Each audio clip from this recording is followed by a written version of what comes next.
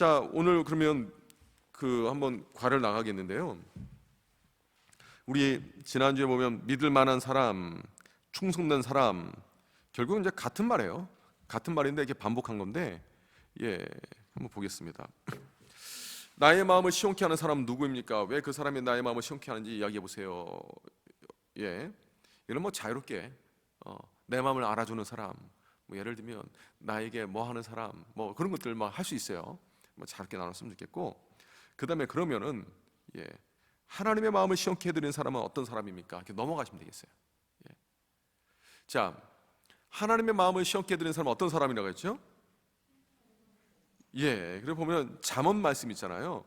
잠언 25장 13절 말씀 보면 이렇게 기록되어 있습니다. 잠언 25장 13절 혹시 한번 함께 읽습니다. 충성된 사자는 그를 보낸 이에게 마치 추수하는 날에 얼음 냉수 같아서 능히 그 주인의 마음을 시원하게 하느니라. 아멘. 충성된 사람이에요. 충성된 사람. 그래서 하나님 마음을 시원하게 해드린다. 답답한 그 마음을 시원하게 해드린다. 그러면 충성이 뭐냐? 그걸 알아야 되잖아요. 그죠? 하나님 마음을 시원케 해드리는 것이 충성인데, 그러면 그 충성이 뭐냐? 성경적 개념으로 뭐가 충성이죠?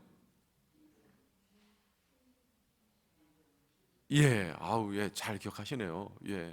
역시 우리 목자님들은 수준이 대단하십니다. 성경을 보면 크게 보면 세 가지 경우에 사용됐다고 하죠. 하나님의 성품을 나타낼 때, 하나님 성품을 나타낼 때는 신실하신 하나님. 우리가 하나님, 예수님을 대할 때는 믿음. 그래서 예수님의 십자가와 부활을 믿는 믿음. 나의 하나님, 나의 구주라는 오직 하나님밖에 없다라는 그 믿음, 유일하신 하나님 믿는 믿음. 또한 우리가 하나님께서 맡기신 사명이라든가 하나님께서 보내신 사람들을 대할 때에 우리가 가져야 할 우리 내적인 상태, 이거는 또 뭐라고 번역된다고 했죠? 신실함, 때로는 성실함이라고 번역되기도 하고요. 어떤 때는 진실됨이라고 번역되기도 해요. 그러니까 제가 지난 설교는 다 말씀 못 나눴지만 마음이 나뉘지 않는 상태.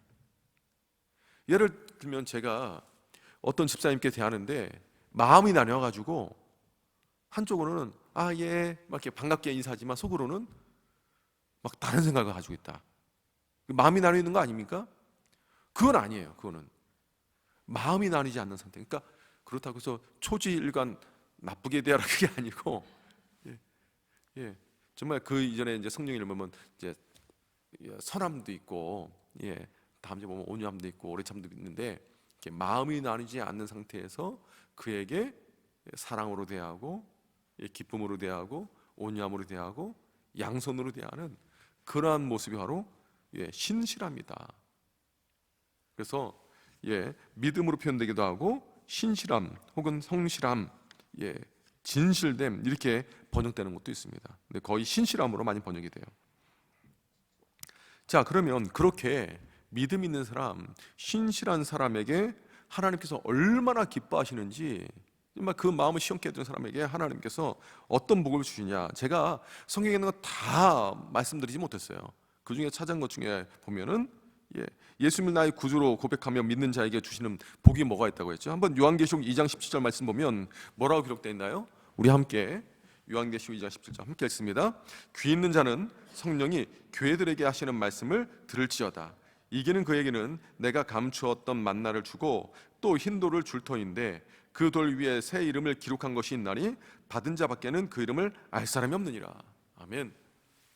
그 이전에 이 말씀은 이제 요한계시록 보면 예수님께서 버가모 교회에게 주신 말씀이고요. 버가모 교회 이전에는 서머나 교회에게 주님께서 말씀하셨는데, 주님께서 뭐라고 말씀하셨냐면 서머나 교회가 핍박받았어요. 근데 주님께서 뭐라고 하면 죽도록 충성하라고 말씀하셨어요. 그리고 이 말씀 보면은 이기는 자에게는 내가 감췄던 만나를 준다 하셨어요. 자, 이기는 자는 어떤 사람이 이기는 자일까요? 죽도록 뭐한 사람? 충성한 사람. 그러니까 끝까지 믿음으로 이겨낸 사람, 주님을 믿는 믿음 가운데 끝까지 이겨낸 사람에게 주님께서는 이기는 자다라고 말씀하십니다. 보면 신천지의 이만희 같은 경우는 이긴 자다 이렇게 말을 하잖아요. 성경 보면 예수님께서는 이긴 분이시고요, 교회에 믿음으로 살아서면 이기는 자다. 지금 이기고 있는 과정이에요. 자, 뭐 자기가 이긴 자다 해가지고 막 자기만 이렇게 하는데 신천지는 그래서 이단입니다. 말씀 보면 이기는 자에게, 믿음으로 살아가는 자에게 감추었던 만나를 주신다. 누구를 상징한다고 했죠? 예수님. 생명의 떡 되시는 예수님. 왜 예수님이 감추었던 만나입니까? 믿지 않는 사람들은 몰라요. 생명의 떡을. 그러니까 예전에 제가 이제 탈북하셨던 분을 만났는데 이분은 50평생 고기를 먹어본 적이 없으세요. 그분한테는 고기는 감추었던 만나예요. 그러니까 굳이 비하자면, 왜냐하면 본 적은 있는데 먹어본 적이 없으니까 고기에서 오는 그 맛이 어떤지, 고기의 그 질감이 어떤지, 그 고기로부터 얻는 에너지 모르는 거예요. 고기가 있구나, 소고기 있구나, 그런 거 알지만, 그래서 나중에는 저희가 막 이렇게 대접하면서 사드렸는데 먹고 못 먹으시더라고요. 안 먹어버려서 해가지고. 근데 굳이 예를 들면 예수님에 대해서 이야기를 들어서, 야, 교회 다니는 사람 예수 믿는데, 이건 알지만 예수님을 믿어서 주님께서 주시는 이 생명을 못 누리는 사람은요, 주님 감췄던 만나요. 영적으로 죽어 있는데 뭘 알겠습니까? 영적으로 죽은 상태에서 태어나서 영적으로 죽은 상태에서 살아가고 있는데, 생명의 떡이신 주님께서 오셨을 때에 요한복음 보면 뭐라 합니까? 빛이 세상에 비추었을 때 이 어둠이 빛을 보지 못한다. 이 아이러니한 상황이 있지 않습니까? 감추었던 만나예요. 우리는 그 감추어졌던 만나이신 예수님을 압니까? 모릅니까? 알죠. 믿음으로 알게 되잖아요. 나중엔 더 선명하게 우리가 깨닫게 되고, 예수님의 생명을 예수님을 우리에게 주신다는 거예요. 또 뭐를 주신다고 했어요? 흰돌. 흰돌은 언제 쓰인다고 했죠?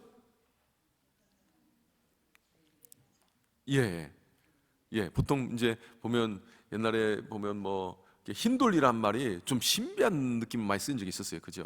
그래서 이단들 중에서도 자기 호를 흰돌이라고 하는 사람도 있고 막 그런 거 있는데, 흰돌은 두 가지 용례에 사용됐어요. 이건 두 가지가 다 포함되는데, 첫 번째가 뭐냐면 그러니까 판사가 그 무죄 판결 내릴 때, 우리는 흰돌 검은돌 하면 이제 바둑판 생각하지만 그게 아니고요. 흰돌은 무죄, 검은돌은 유죄.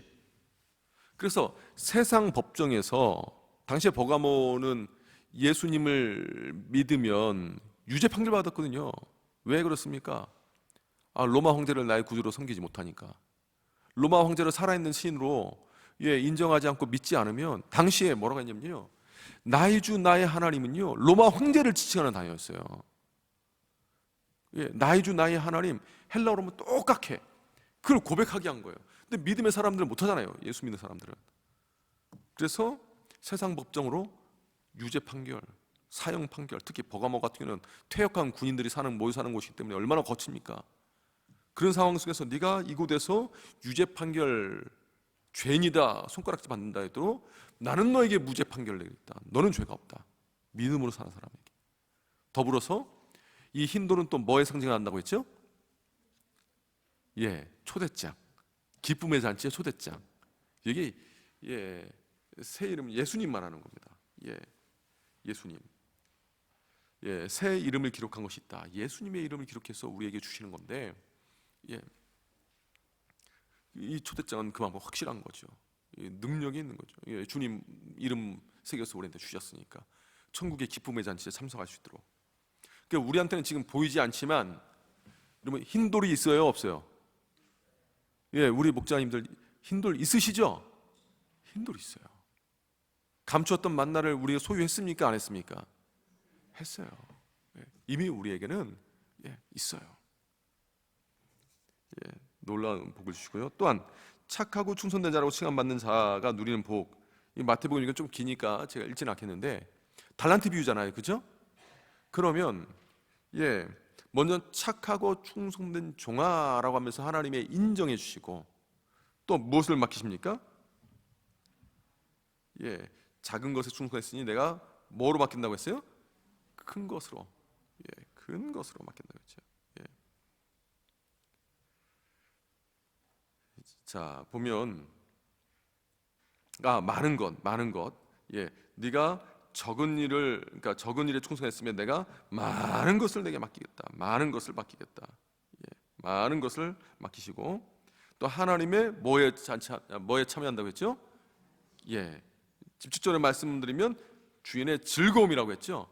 그러니까 즐거움에 참여하는데 잔치라고 표현할 수도 있겠죠. 예, 잔치의 대표적인 상징이 바로 즐거움이니까 하나님의 즐거움에 충성. 그러니까 충성되면 내 안에 하나님의 기쁨이 흘러요. 기쁨이. 자, 그러면 자, 4번 문제 우리 한번 다 같이 읽겠습니다.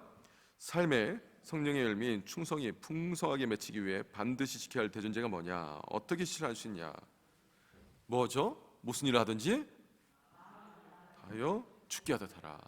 예, 마음을 다하여 죽게 하듯 하라. 정말 마음을 다하는 게 중요합니다. 마음은 없는데 껍데기만 열심히 한다라는 건요, 이게 좀 힘든 거예요. 예, 그러니까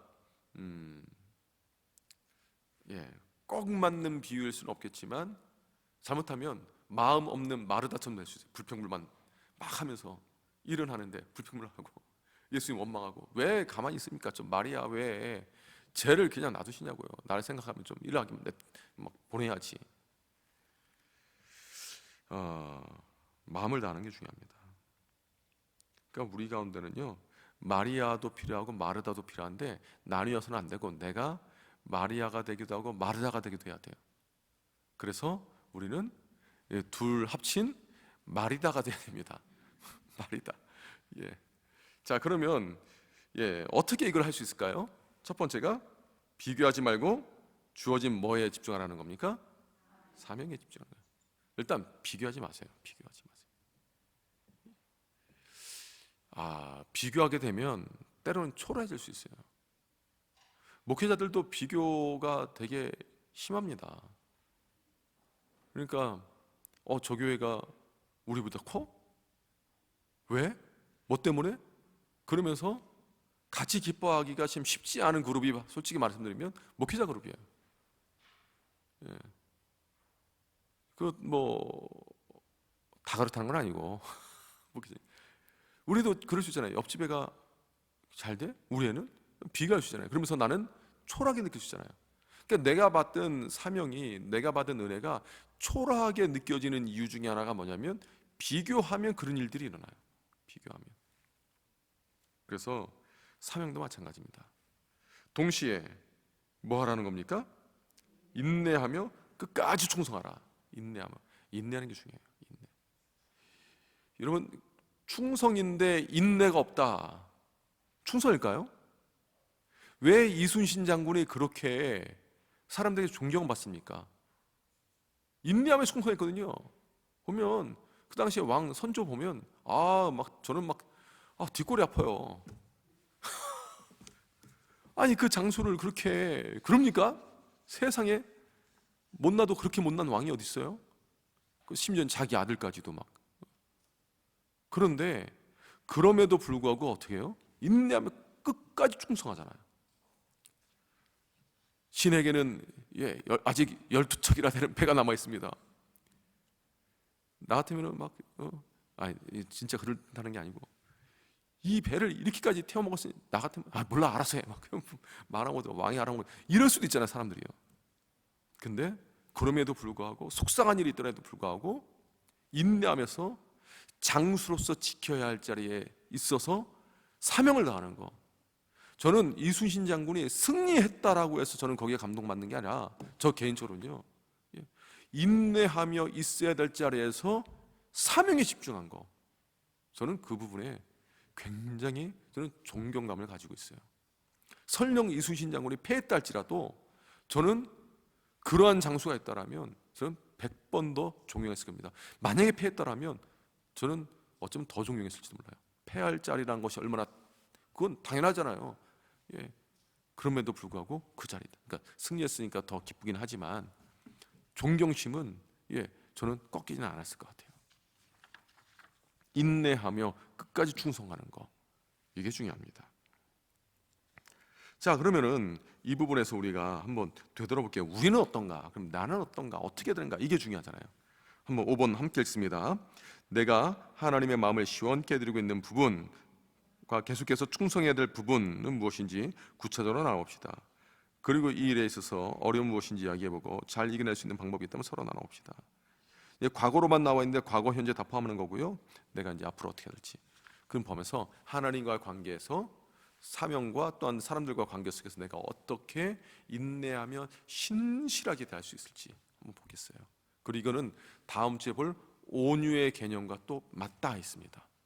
한번 보겠는데, 자, 이렇게 한번 이렇게 온라인으로 줌으로라도 목장 모임을 이렇게 나누셨으면 좋겠고, 오늘 발표된 거 보니까 7월부터인가요? 그 백신 1차 접종을 하셨던 분들은 실외에서는 마스크 벗고도 다닐 수 있게 하겠다라는 그 총리의 발표가 있었어요. 실외에서. 그리고 아마 9월 달부터는 이 접종이 완료된 분들은 또 이제 좀 더 자유를 확대하겠다라고 얘기를 하더라고요. 그래서 제가 보기에는 지금 줌으로 이렇게 충분히 이렇게 관계가 다져지면 7월이나 9월부터는 밖에서 목장 모임은 충분히 할 수 있을 것 같아요. 그리고 접종하신 분들은요, 뭐 이렇게 5인 이상 집합 금지 거기에서 인원에서 그 카운트에서 제외시킨다는 거예요. 그러니까 예를 들면 8명이 만났어요. 근데 이 중에서 4명이 접종을 했다 하면 상관없는 거예요. 그러니까 좀 더 이제 우리가 앞으로 이렇게 모일 수 있는 기회가 좀 더 늘어날 텐데 지금부터 이제 좀 이렇게 서로가 관계를 온라인으로라도 잘 맺어가시기 바랍니다. 기도하고 마치도록 할게요. 하나님 아버지 감사합니다. 오늘 우리가 목자 모임을 통해서 또한 우리가 어떻게 정서적으로 내면의 건강성을 이루며 주님 주신 사명을 잘 이뤄나갈 수 있을지 보게 하시고, 또한 과를 또한 어떻게 다뤄야 될지 보게 하시니 감사합니다. 목장마다 힘을 내게 하시고 우리 목자님들에게 놀라운 은혜를 더해주셔서 이것이 나에게 기쁨이고 정말로 하나님께 영광 돌리는 길임을 많이 누릴 수 있도록 은혜를 더하여 주시옵소서. 감사드리오며 예수님의 이름으로 기도합니다. 아멘.